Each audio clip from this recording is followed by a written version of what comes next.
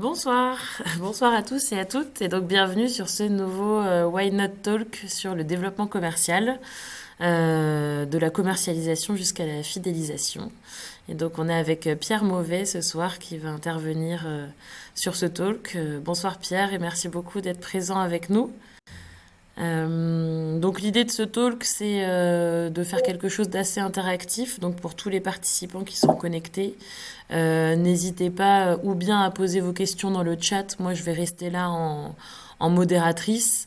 Donc je pourrais remonter les questions directement à Pierre, ou bien sinon à lever la main, voire à ouvrir votre micro directement, comme pour l'instant on n'est pas trop nombreux. Si à un moment Exactement. ça devient un peu la cacophonie, je ferai une régulation, mais sinon n'hésitez pas. Je parle sous ton contrôle, Pierre, mais à intervenir directement. Et donc, Pierre, je te laisse la main. Voilà, je reste dans un petit coin, mais donc n'hésitez pas à poser vos questions au fur et à mesure. Et donc, je te laisse finir de te présenter et introduire le sujet. Yes, merci beaucoup. Enchanté tout le monde. Bienvenue. Alors, pour introduire déjà tout ce que j'ai fait un petit fil rouge, on va dire, quelques slides pour la présentation de ce soir et l'échange de ce soir. Je veux vraiment que ce soit un échange. Donc, si voilà, comme disait Camille, si vous voulez ouvrir votre micro et poser toutes les questions que vous voulez, il n'y a aucun problème. Je débute dans l'exercice, donc pareil, si vous avez des remarques ou quoi que ce soit et que ça nous fait gagner un petit peu de temps à chaque fois, c'est avec plaisir. Et ensuite, donc, dans mon approche, je suis resté très large et global parce que je ne connais pas encore vos entreprises, vos startups, et je ne connais pas encore vos problématiques. Donc, je suis resté très global, mais je sais qu'il y aura un petit peu de cas par cas à voir si vous prenez la parole et que vous voulez me dire où vous en êtes dans votre incubation, dans votre développement commercial et autres, ce serait avec plaisir. Voilà, je vais aller sur ma présentation. Donc, j'ai plus de visibilité. Donc, Camille, tu me dis si jamais il y a des questions dans le. Pas de problème, je reste là. Et alors, le développement commercial, de la commercialisation à la fidélisation. Pour me présenter, tout d'abord, donc je m'appelle Pierre Mauvais, j'ai 30 ans, je vis à Nantes, dans l'ouest de la France à l'heure actuelle. J'ai réalisé un master en programme grande école, comme on l'appelle, dans l'école de commerce ICN Business School de Nancy, avec la spécialité en distribution e-commerce et management des grands comptes. Donc, c'est quelque chose qui était déjà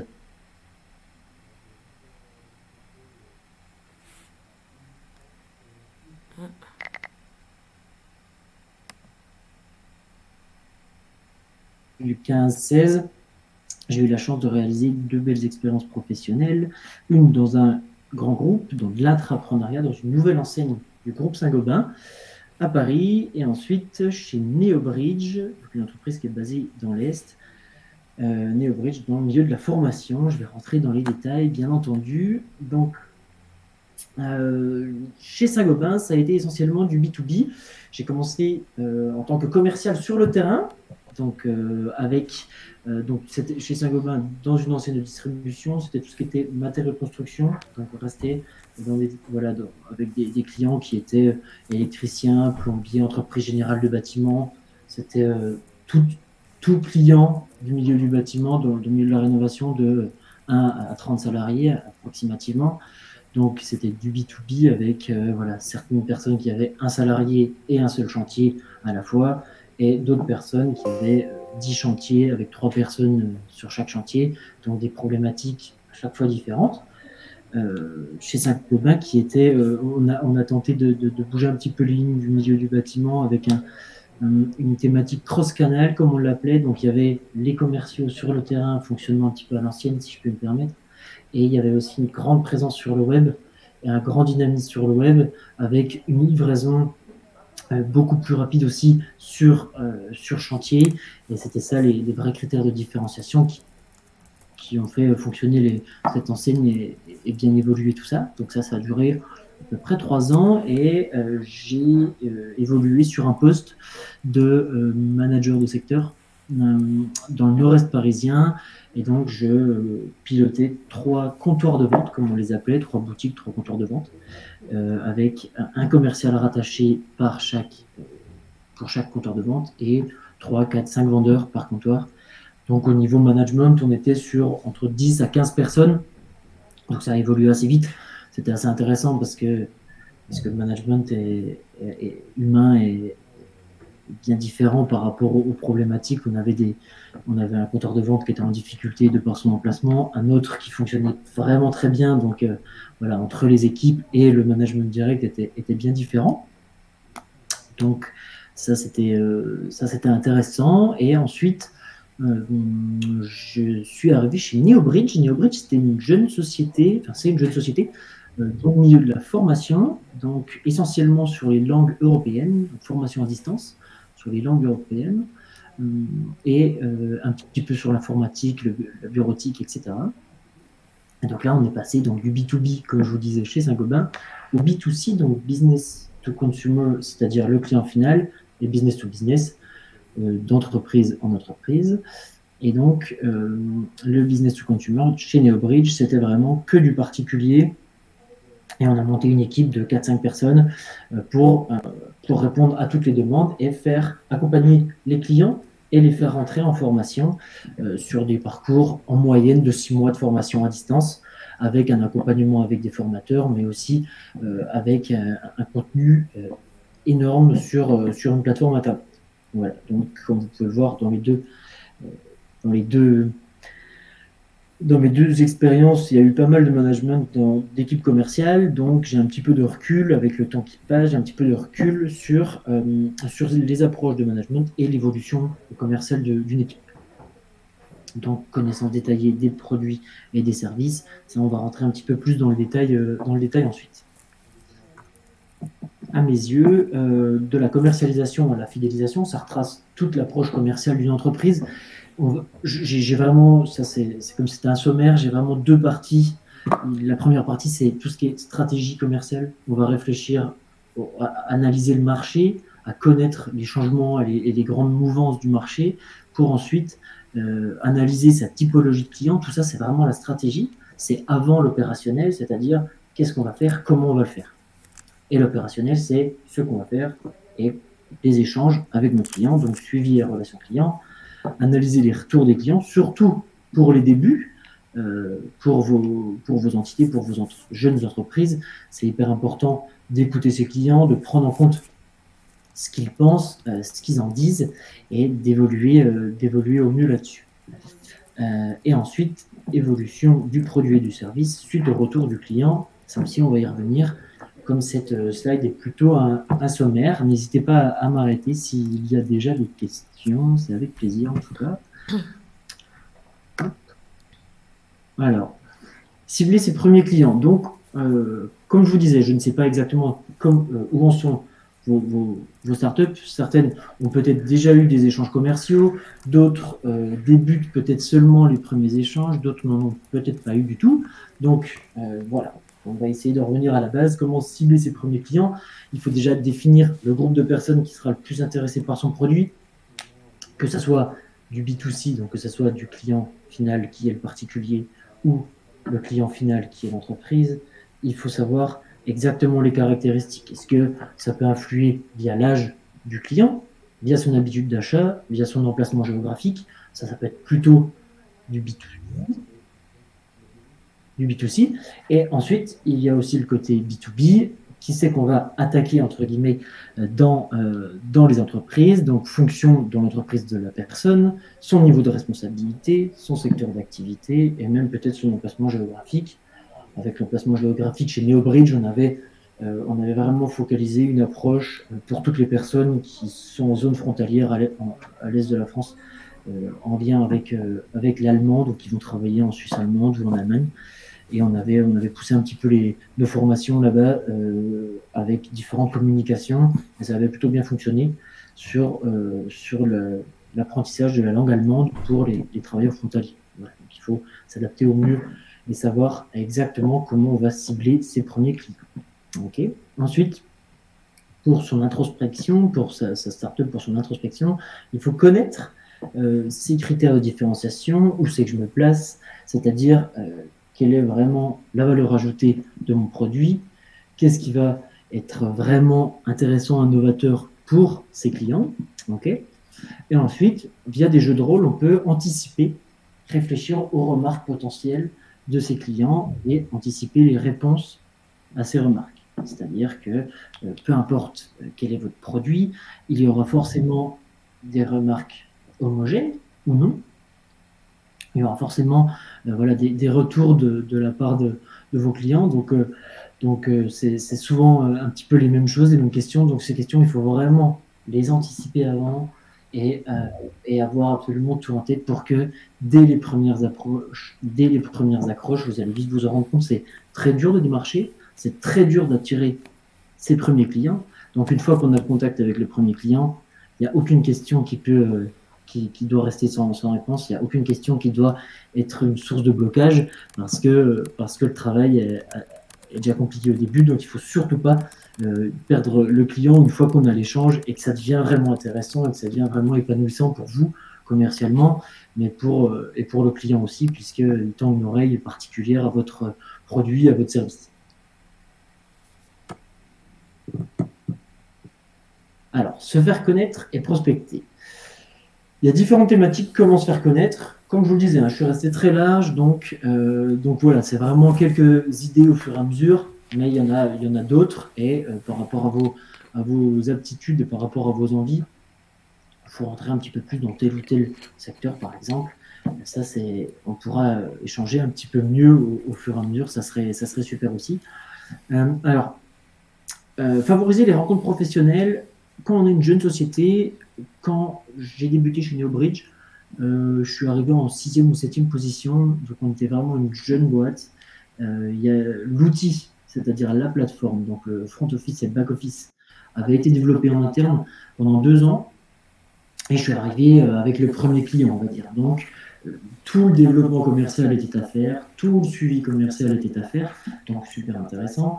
Mais je sais que pour favoriser, pour se faire connaître, les rencontres professionnelles, on parle un petit peu autour de soi, l'incubateur, je pense que ce soit la Why Not ou d'autres, si vous allez aussi en découvrir d'autres à terme, voilà, les connexions se font assez vite, les soirées professionnelles se font par l'intermédiaire d'incubateurs, mais pas que. Donc, dans ces endroits-là où les gens sont actifs dans le milieu professionnel, ont quelques connaissances, ont un petit peu de recul sur pas mal de choses, je sais que c'est intéressant d'aller se faire connaître à ce moment-là.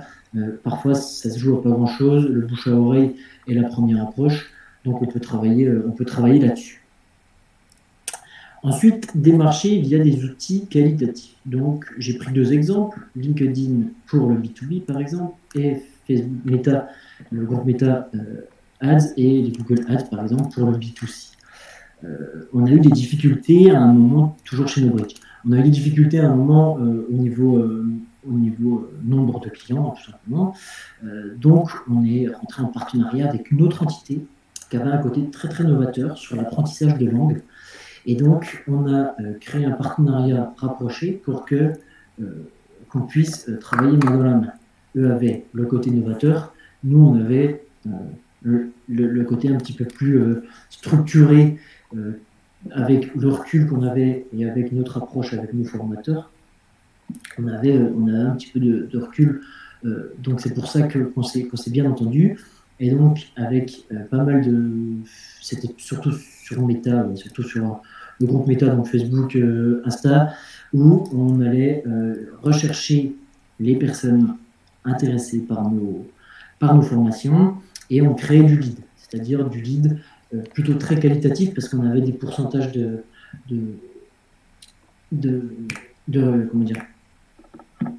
pourcentage de signatures derrière qui était vraiment conséquent.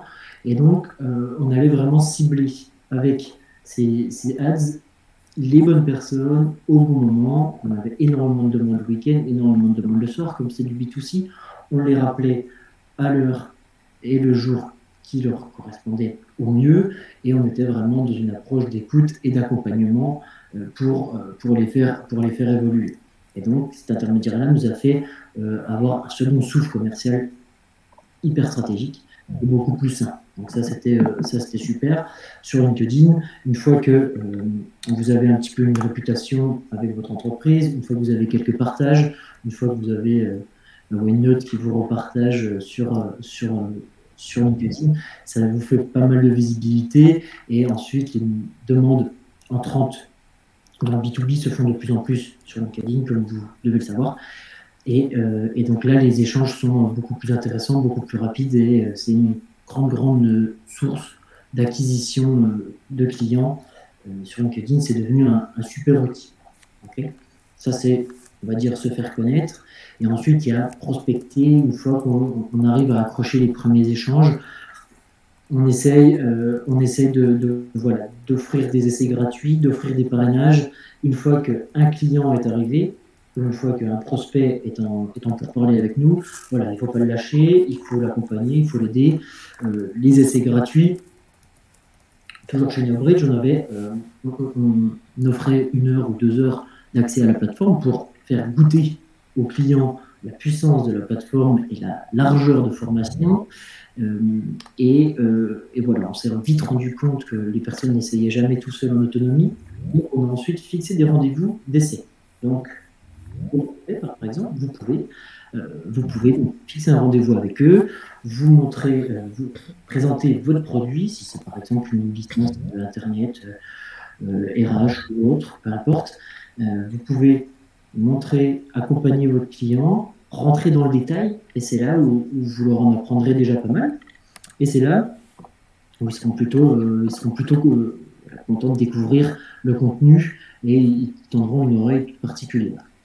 Pierre, je me permets juste de te couper. On a une petite question de Mathieu Bongiovanni qui dit « Ici, tu nous parles des outils organiques digitaux, quid de Salesforce et HubSpot ?»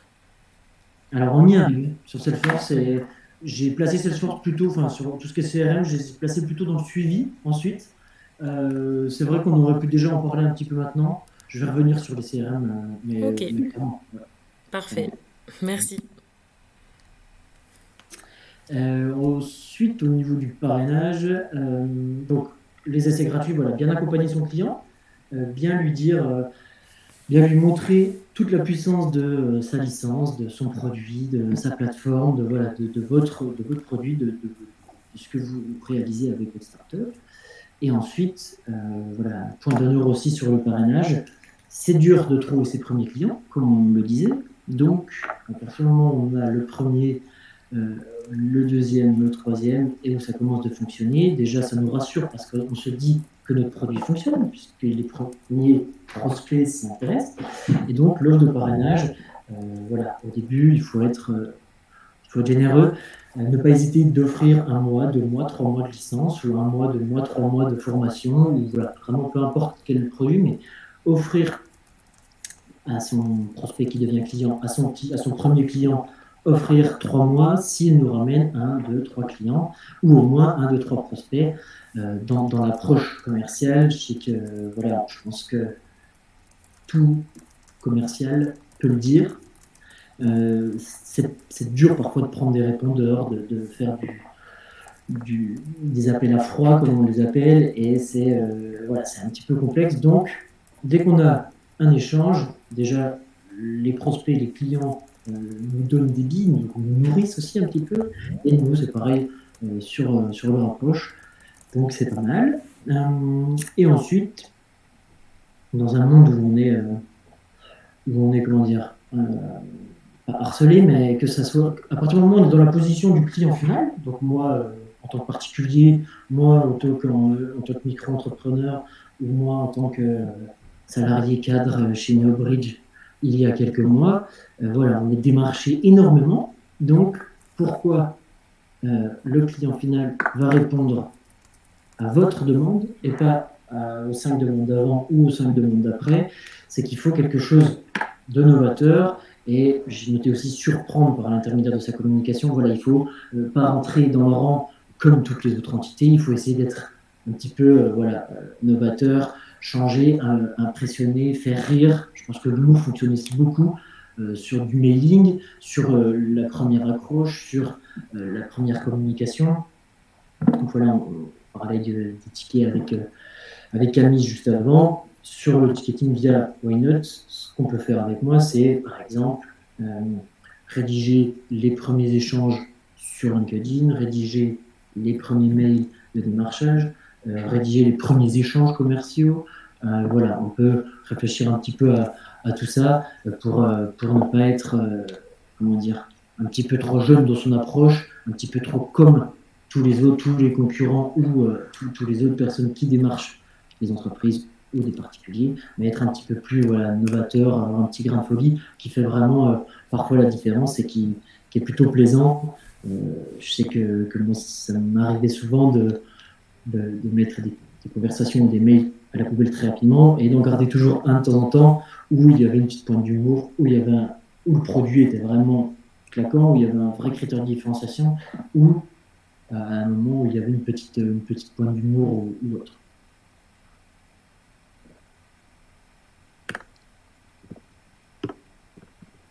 Suivi et accompagnement de ses premiers clients. Alors, les premiers clients, chez NeoBridge, dans le passé, ils ont été très très importants parce que déjà, ils nous en ont apporté d'autres, comme je vous le disais juste avant. Certains ont fait le premier crash test, on leur a offert une deuxième formation et ils sont revenus à leurs frais sur une troisième formation. En plus de ça, niveau fonds de roulement, c'est plutôt intéressant quand les clients peuvent revenir régulièrement. Donc, les premiers clients sont importants pour l'entreprise, pour les finances, donc il faut les chérir et les accompagner au mieux, et surtout, il faut montrer qu'on est accessible et réactif. Moi, les premiers clients, je répondais un petit peu à toute heure, c'était du particulier, ça faisait une grande couverture de temps et beaucoup de travail, mais à côté de ça, une personne qui est en difficulté sur la plateforme un soir quand il se forme, quelqu'un qui est cadre en entreprise, qui finit à 19h, qui rentre dans les transports, qui s'occupe de ses enfants et qui se met à se former à 21h, 21h30 parfois, même si la plateforme était très ludique, voilà, il a une grosse journée dans les pattes, il continue de se former. S'il y a une difficulté ou quoi que ce soit, moi, surtout au début, je faisais vraiment tout pour être très réactif et très accessible, que ce soit par SMS ou par appel, pour que ce client soit très content. On va cette petite statistique qui dit qu'un client content le dit à une seule personne et un client pas content le dit à 10 personnes. Donc c'est pour ça qu'il faut toujours plus travailler, toujours plus être accessible et réactif parce que c'est super important. Okay, donc ça c'est plutôt dans le suivi et l'accompagnement. Et ensuite sur l'approche, comment les premiers clients peuvent nourrir l'entreprise, peuvent faire évoluer votre produit, évoluer vos thématiques. C'est ne pas hésiter de poser des questions à ses clients, d'analyser un petit peu leur retour, de prendre en compte leurs conseils pour faire évoluer votre produit. Ça, c'est hyper important. Nous, on a changé, pas 1000 fois, mais beaucoup d'approches, que ça soit, donc il y avait différentes formations, les langues, l'informatique et le bureautique, donc il y avait différentes thématiques à chaque fois. Donc on avait vraiment une possibilité de bouger très rapidement, c'était le but. Je pense que maintenant, c'est vraiment ce qui est recherché par le client, c'est surtout les personnes qui sont... Il y a une typologie aussi de clients qui aiment bien les choses novateurs, qui aiment bien travailler avec des jeunes entreprises qui vont écouter beaucoup l'approche, donc ça c'est plutôt intéressant. C'est pourquoi bien écouter vos clients, bien leur poser des questions à la fin du parcours de vente ou même pendant, sans hésitation. Okay. Et donc, on y vient, Mathieu est toujours à jour sur son CRM ou tableau de suivi. Donc, comme vous êtes des jeunes entités, vous n'avez peut-être pas de CRM en tant que tel, donc de Salesforce, donc de HubSpot ou autre.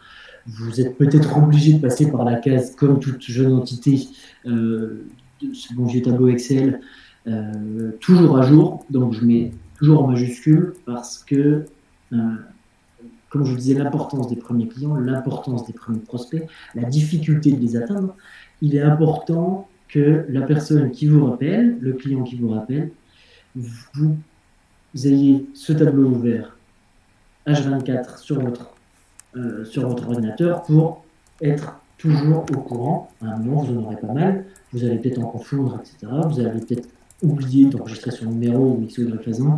Mais quand la personne vous contacte et que vous lisez la dernière phrase de votre suivi et que il a commandé une première licence et que deux de ses collègues en ont potentiellement besoin et qu'il avait un retour plutôt négatif sur cette première approche.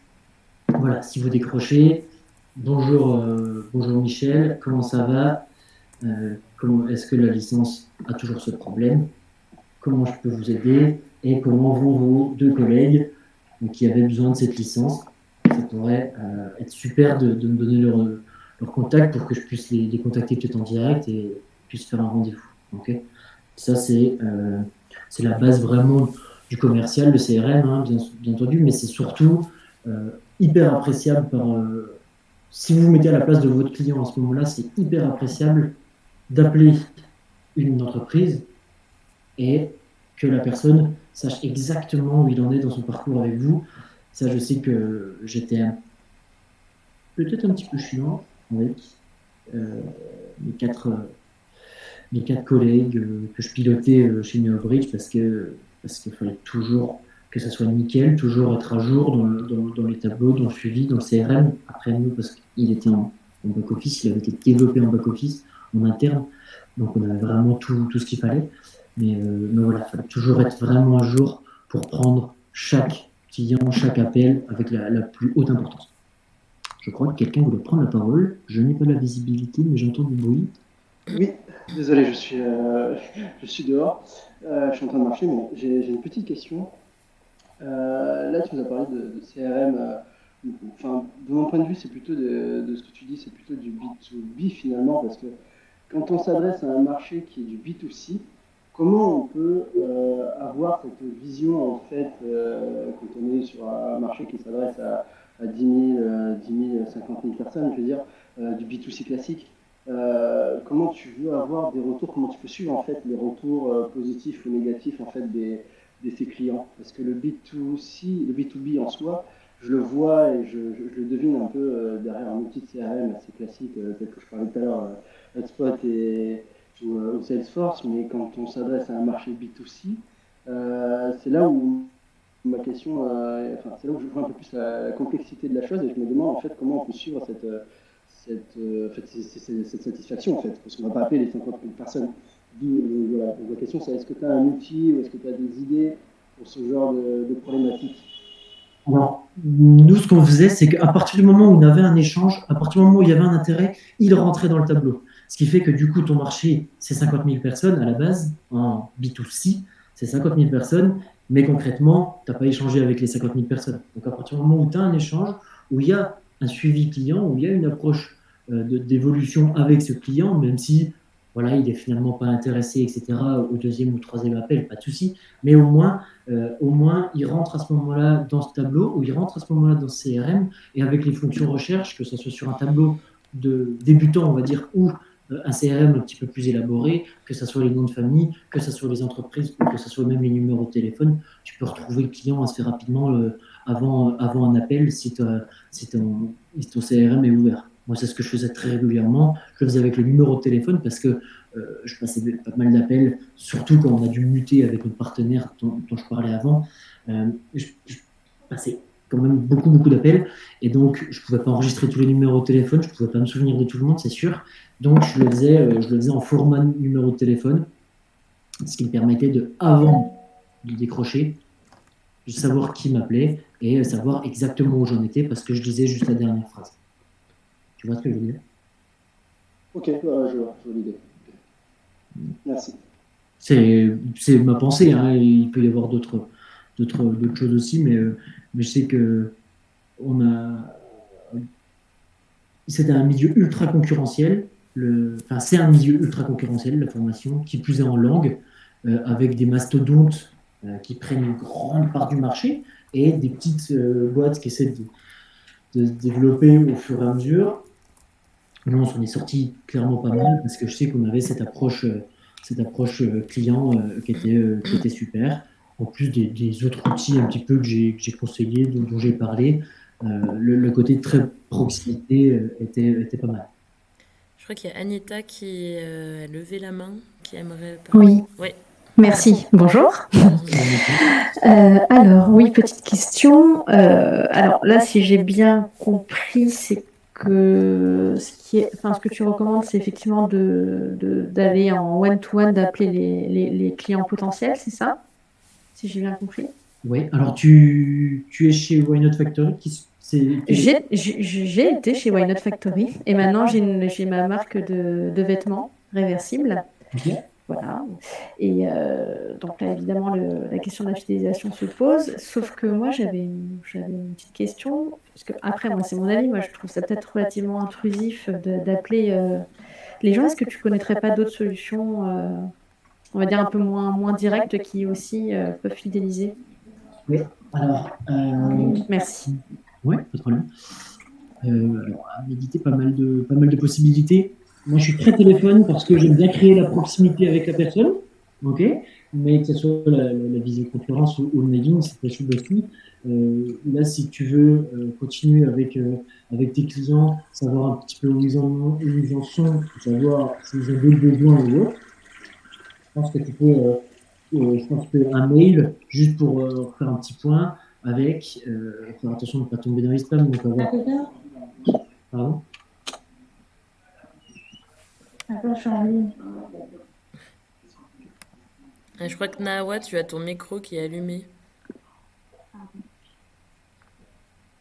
C'est une erreur, c'est bon. Ok, pas de problème.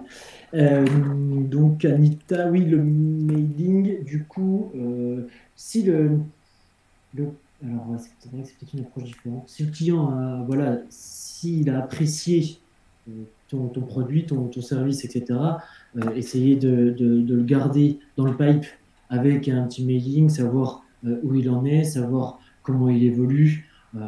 Moi, ce que je faisais aussi de temps en temps, c'était même un petit SMS, savoir un petit peu où ça en était. Je sais qu'il y a des personnes, là, on était plutôt sur du cadre en entreprise. Ok, notre base de clients était plutôt cadre en entreprise. Donc, un petit SMS pour qu'il réponde quand il est dans les transports en commun ou le soir en rentrant ou à tête reposée ou sinon il laisse le SMS de côté et c'est peut-être même lui qui me rappelait de temps en temps pour savoir où ça en était. Voilà, à toi de voir aussi comment, ça on pourra mieux en parler hein, si tu le veux, mais comment est faite ta base client si tu penses que tes clients ils viennent commander une fois chez toi et après ils n'en reviennent plus ou si tu as déjà remarqué que les 20% de clients reviennent quand même régulièrement, sont toujours intéressés, voir un petit peu tes posts sur LinkedIn ou autre. Et ben, du coup, cette base-là, tu peux peut-être, par un mailing, aller prendre un petit peu des nouvelles, savoir comment ils vont, s'ils ont besoin d'autres infos, s'ils ont besoin de. Et après, voilà, pour une deuxième commande, pour une troisième commande dans la même année civile, on peut avoir le petit bon de réduction qui fait plaisir. Après, ça, c'est aussi à voir par rapport au calcul de marge que tu as peut-être dû faire voilà, sur certains produits. Donc ça, c'est à analyser. C'est un petit peu plus perfectionnement. Comme je disais, je suis resté très global pour essayer de toucher tout le monde. Je t'écoute. Je crois que c'est Séverine qui a levé la main aussi. Anita, j'espère que j'ai bien répondu, mais on peut en reparler après. Oui, j'ai bien entendu, merci. Oui, Clément, c'est moi qui dis la main, effectivement. Bonjour. Moi, c'est pas forcément une question, c'est plus pour revenir sur les deux, j'espère que vous m'entendez, les deux questions précédentes, justement sur le B2C. Je pense par exemple, alors pour situer, moi j'ai monté mon agence de communication responsable il y a quelques mois et du coup j'ai fait le master Why Not l'année dernière. Il y a quelque chose qui me vient en tête qui peut peut-être aider aussi à la fidélisation. Je sais que moi, en tant que consommatrice, c'est quelque chose que j'apprécie. C'est que de plus en plus maintenant, surtout, je pense, pour Anita avec 12 Gang, les gens aiment de plus en plus mettre en avant les produits qu'ils ont achetés en identifiant les marques et en faisant des stories ou des posts sur les réseaux sociaux, même s'ils ne sont pas influenceurs ou quoi, de dire j'ai acheté ça et je sais que c'est toujours appréciable. Moi, il y a très très peu de marques qui l'ont fait et j'ai beaucoup apprécié, c'est recevoir un message directement de la marque via les réseaux sociaux me disant merci pour ton achat, merci d'avoir partagé et dit que tu avais acheté chez nous, on espère que le produit te plaît. Si tu as des retours, n'hésite pas. Est-ce que la livraison s'est bien passée? Ou, tu vois, et peut-être avoir ce genre d'approche, c'est peut-être un peu moins. Alors, je suis désolée parce qu'en plus, j'étais dans les transports, donc ça a un peu coupé, mais j'avais entendu que, Anita, je crois que tu parlais du fait que tu trouvais le téléphone un peu intrusif. Peut-être que recevoir un message sur les réseaux sociaux au moment où tu as cherché à mettre en avant la marque peut paraître moins intrusif, et ça a un côté aussi proximité. Ça montre aussi que tu regardes tes réseaux sociaux, que tu vois que les gens te font la promo. Et je sais que moi, les fois où ça m'est arrivé, ça m'a vraiment fait plaisir, et ça a eu un côté de me dire, ah bah, je recommanderais chez eux parce qu'ils sont très cool et très à l'écoute. Voilà. Je suis complètement d'accord. Je suis complètement d'accord, exactement. Après, il faut aussi analyser son marché et son approche. Là, tu parles des réseaux. Si tu as fait la commande par intermédiaire d'un réseau social, peu importe lequel est, ou par rapport à un mail, etc., et que j'aime beaucoup la personnalisation, en fait. Peu importe quelle entreprise tu es, quelle entreprise tu veux devenir, etc., la personnalisation, que ce soit le SMS, le Messenger ou LinkedIn ou par mail, à partir du moment, je pense que c'est ça que tu disais qui te plaisait, c'est que voilà, il y avait une sorte de personnalisation. Bah, merci de nous avoir tagués. C'est pas que des mails basiques où merci d'avoir mis ton arrobas, à bientôt. C'est vraiment, j'espère que le produit te plaît, que tu reviendras. Voilà, essayer de créer de la proximité et de la personnalisation. Je trouve que c'est plutôt ça qui est intéressant.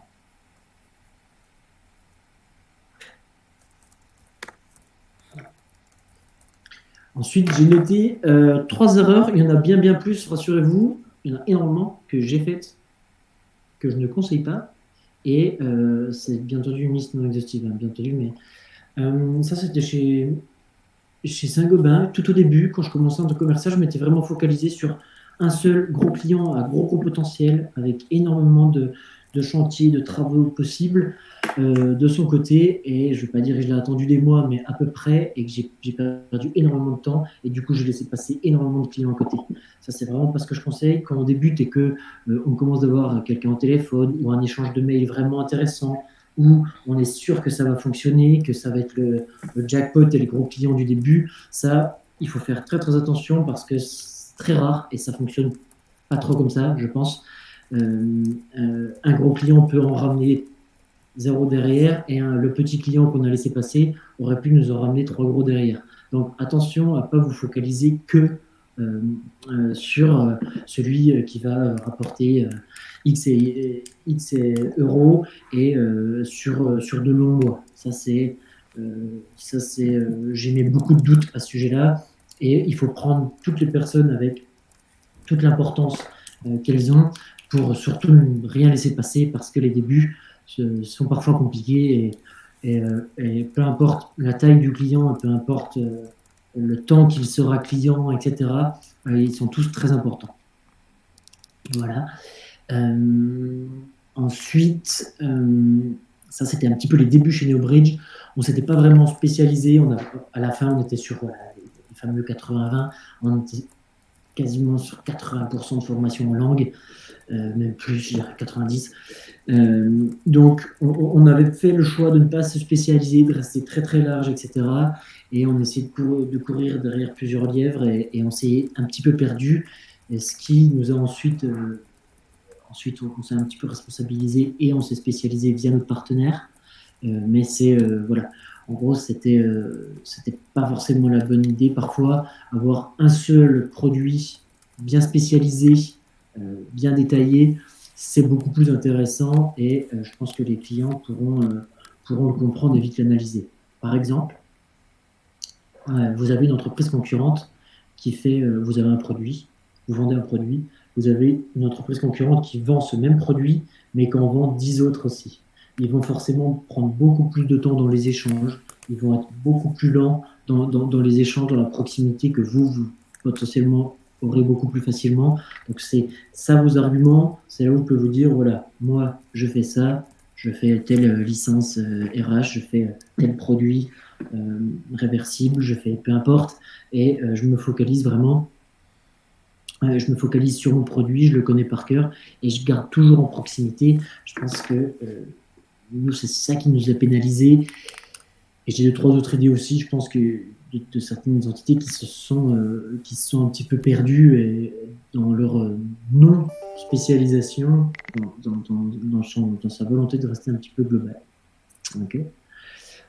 Ça, c'est aussi pour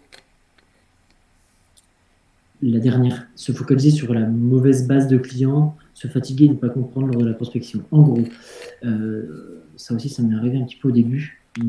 Je pense qu'il y a il faut essayer de prendre du recul sur soi-même, sur son entreprise, sur ce qu'on est en train de faire, sur son produit. Comme je vous le disais au début, dans la partie stratégie du début, il faut vraiment aller trouver la bonne base de clients.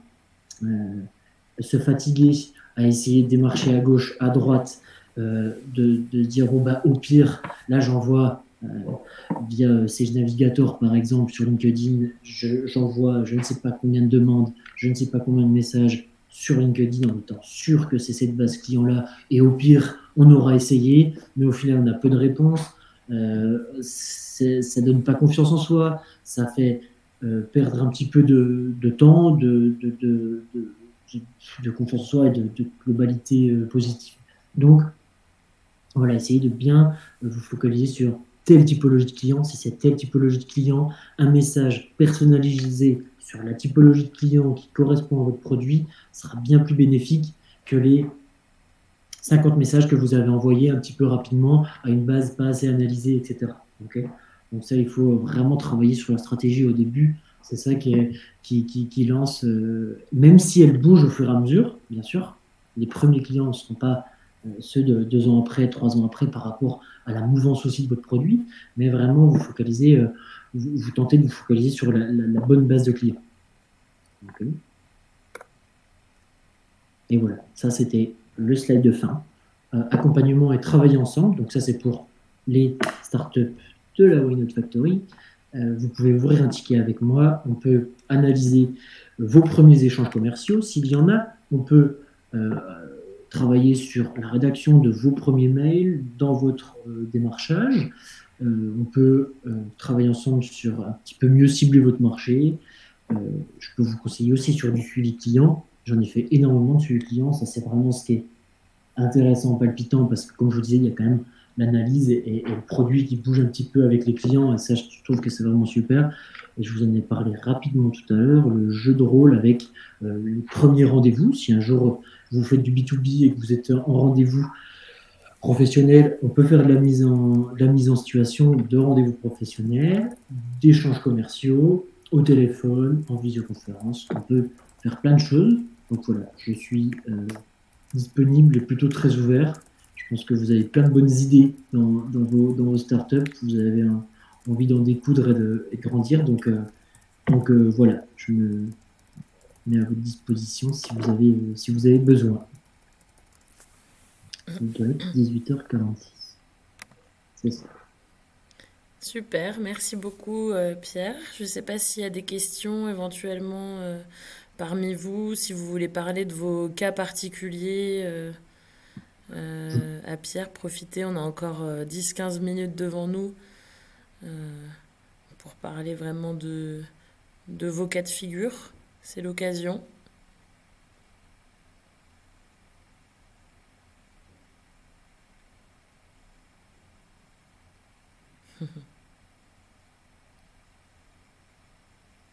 Non, bah si c'est bon pour tout le monde, on va s'arrêter là. De toute façon, pour ceux qui sont... parce que je vois qu'on a beaucoup parlé de la Why Not Factory, mais tout le monde ici ne fait pas forcément partie de la Why Not Factory. Donc juste pour vous en toucher 2 mots, nous on est incubateur du groupe IGS, donc on accompagne tous les étudiants et alumni du groupe IGS, donc un regroupement d'écoles supérieures, qui ont des projets de création d'entreprise. Et donc Pierre rejoint le board d'experts qui accompagne nos entrepreneurs sur la partie sales, d'où le fait qu'on parle beaucoup de l'incubateur. Je vois que Geneba, tu as des questions, mais oui, j'ai l'impression que ton micro, il s'allume pas, parce que j'ai vu tout à l'heure que tu l'avais ouvert, mais on t'entend pas. Tu peux l'écrire si jamais la question. Oui, éventuellement, tu peux la poser par écrit.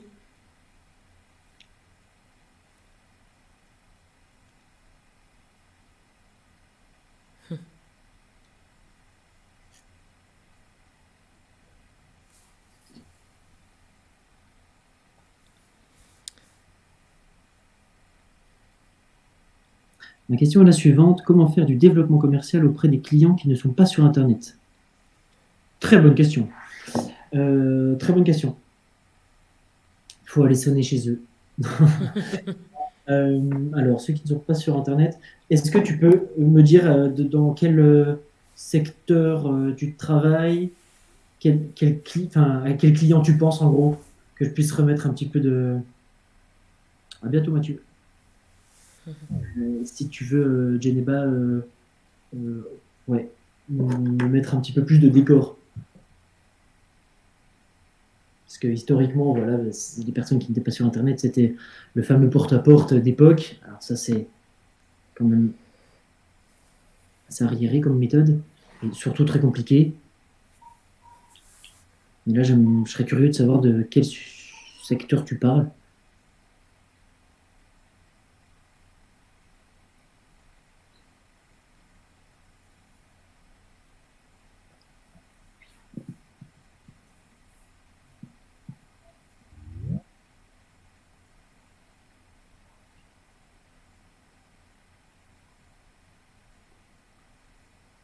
Tu m'entends, Geneba, ou peut-être pas? Oui. Je vais écrire. Je te remercie, c'était top. Mais là, tu as dû te déconnecter et te reconnecter. Peut-être qu'on t'entend. Si tu parles, essaye.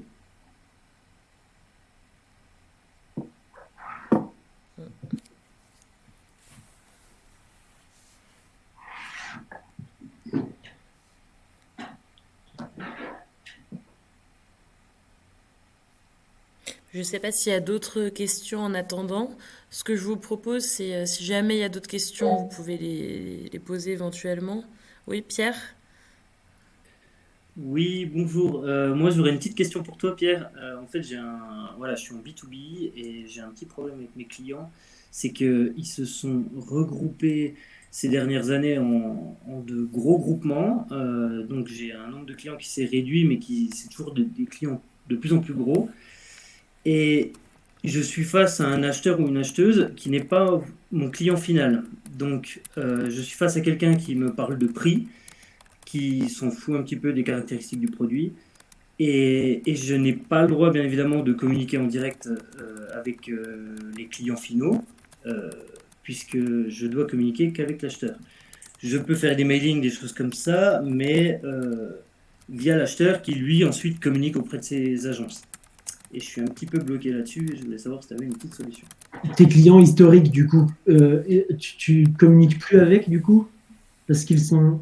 L'acheteur refuse que je communique en direct avec les agences. Et donc, tout doit passer par la direction et l'acheteur. Ok, ouais, ça c'est complexe. S'ils veulent du prix, est-ce que tu as analysé un petit peu tes coûts, tu as analysé ta marge, etc. Est-ce que tu serais capable de baisser un petit peu Les prix, c'est très très compliqué. Là, en plus, les matières premières qui flambent, ouais. Entre le Covid et la guerre en Ukraine, tout ça, voilà, on n'a pas été épargné. Aujourd'hui, on essaie de fidéliser entre guillemets les clients sur plusieurs leviers qui est la qualité produit, mais l'acheteuse ça le voit pas trop. On a aussi un levier qui va être la sécurité sur les produits, mais ça pareil, tant qu'ils n'ont pas d'accident, ils s'en fichent un petit peu. Et donc on a aussi tout ce qui est service qu'on va rendre aux acheteurs via des sites de e-commerce où ils vont pouvoir contrôler tout ce que leurs agences commandent, on leur met en place des plateformes, des choses comme ça. Et puis le SAV. Mais ça, Vous m'entendez? Oui, Geneba, on t'entend, on finit avec Pierre et juste après, tu prends ta question. Ok, Ok, c'est parfait. merci à toi. ouais, comme je te dis, c'est un peu compliqué parce qu'au final, je passe toujours par un intermédiaire. Je pourrais faire plein de choses avec des mailings ciblés, des choses comme ça, mais j'ai pas le droit. Donc, et sur LinkedIn, je peux pas communiquer sur tout. C'est dans quel secteur là, à l'heure actuelle? Je suis sur de l'automobile en B2B. Ok. Ok. Est-ce que l'acheteur pourrait venir se déplacer chez toi chez toi, dans ton entité, dans ton entreprise, pour voir un petit peu au niveau des coûts, essayer de créer un petit peu plus de proximité avec. Je pense que c'est acheteur Euh, de grandes entités, c'est sûr que ça doit être un peu plus compliqué, mais est-ce que vont faire ce que peut-être les autres n'ont pas osé faire, peut-être garder. Ouais, on a essayé. Il laisse de la distance peut-être intentionnellement. Par contre, on a trouvé peut-être un petit levier, c'est sur la formation, vu qu'ils ont du personnel qui n'est pas trop formé.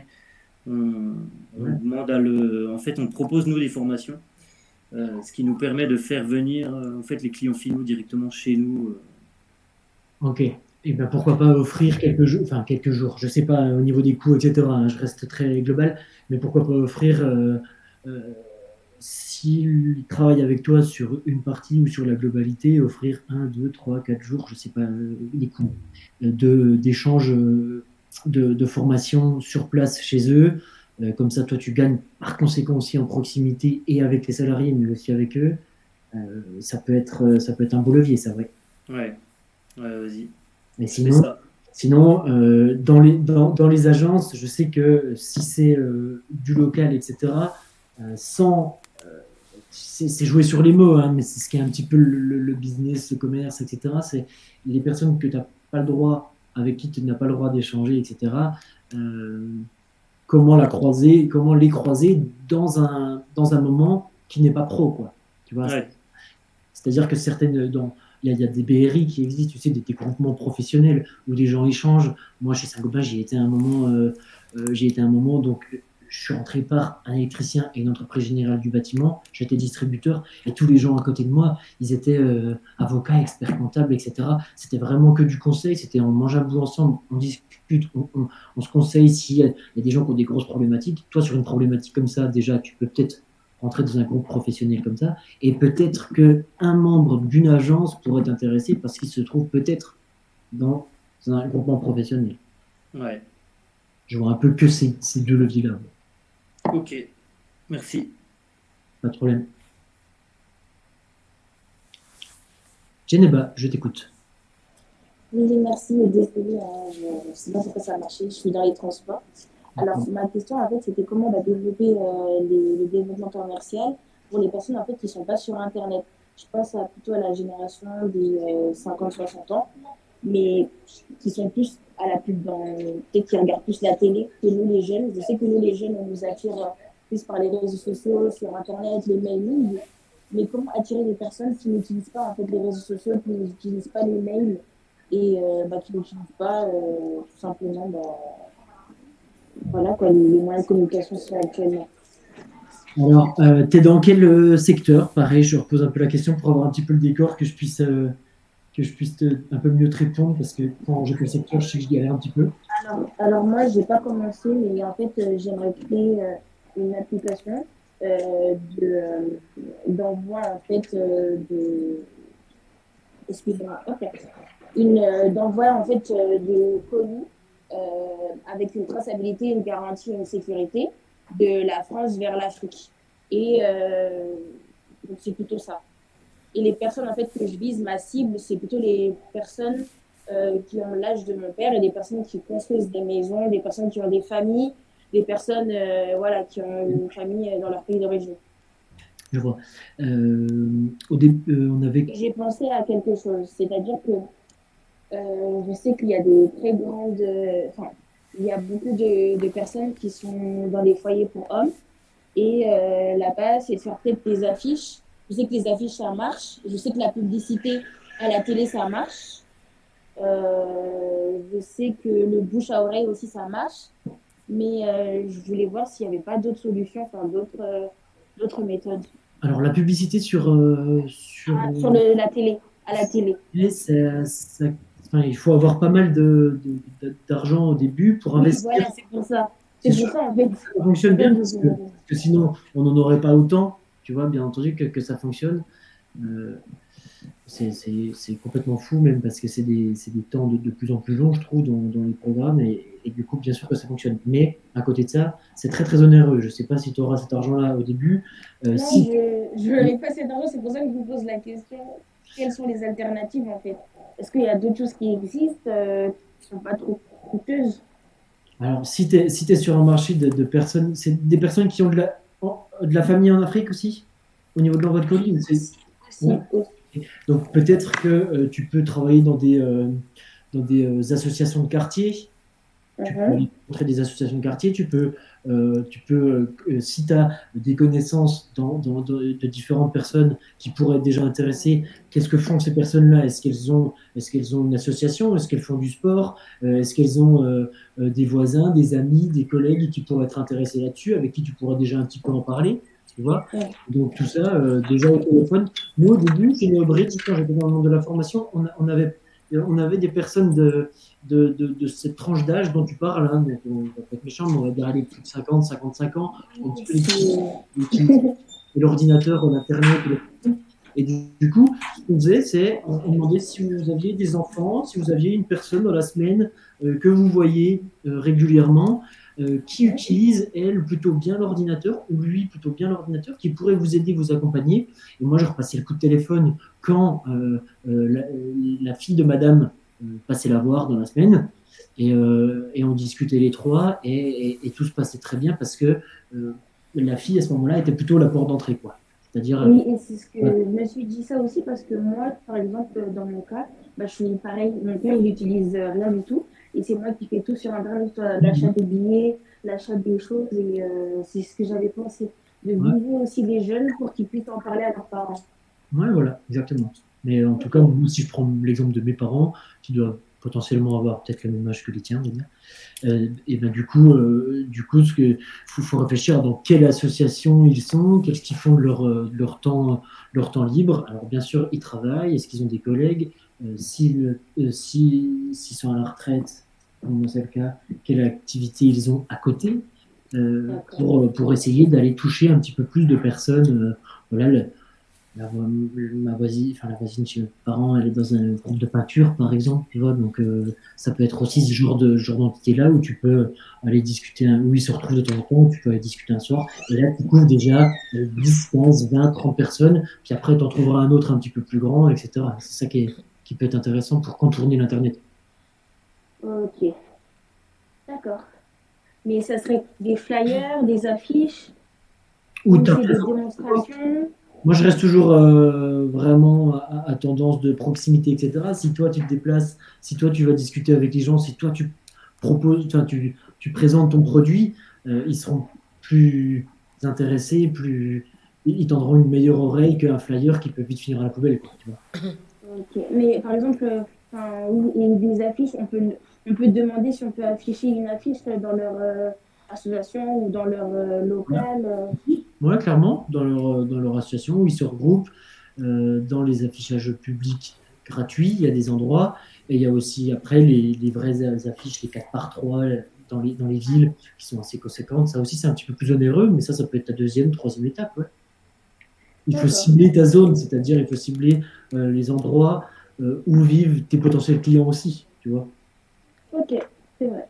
Ça, c'est vrai. Ok. Bah, je vous remercie beaucoup. Mais c'est normal. Bah, parfait, je vois qu'il est 18h01, 19h01, pardon. Je sais pas s'il y a des dernières questions, j'ai l'impression qu'on a fait le tour à peu près. Bon, bah parfait. Merci. Très bien, bah, encore un grand merci Pierre pour ton temps et tes conseils avisés ce soir. Et bah, merci à tous les participants. J'espère que ça vous a aiguillé. Pour ceux qui sont à la Why Not, vous serez sûrement amenés à rééchanger avec Pierre par la suite. Et puis pour les autres, n'hésitez pas à prendre contact avec nous, même si vous voulez plus d'informations sur l'incubateur.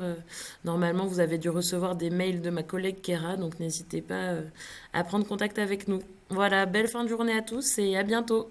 Merci, à Merci. bientôt. Au revoir. Merci Claire. Merci Ouais, Camille. Au revoir. au revoir.